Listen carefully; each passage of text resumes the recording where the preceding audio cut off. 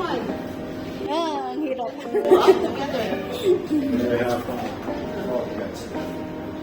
Pusa ang meron kami. Touch the dog.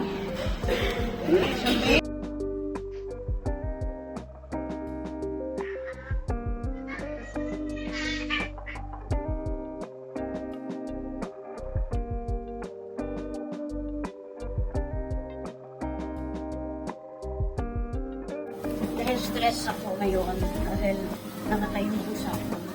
Yung ginawa ko, nag-walking ako sa treadmill. Siyempre, habang nag-walking ako, hindi mawawala yung control ko. And she's very curious what I'm doing. Parang gusto din niya maglakad. She want to walk with me also, but of course not possible because walking in treadmill with a child, it's not possible. It's very dangerous for her. Yan. Lagi ko naaalala si Danny. And every time I remember Danny, I cry. It's hurt for me. I can't accept that she's gone forever. I cannot see her anymore. It's hurt. I love that cat. She's nice, but a little bit scared. But a few months ago, she's very sweet to us. Yeah, that's why. And she was the daughter of Sophie. From baby time, from the time she grew out from Sophie, she was born. I raised her. But I don't know why. Really, I can't understand why she died in one day.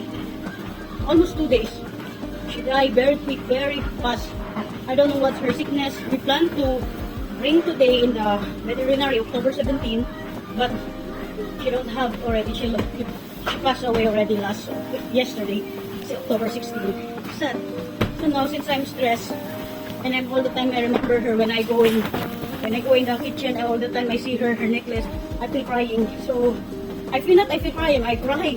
You see my eyes, the eye bags, I'm crying.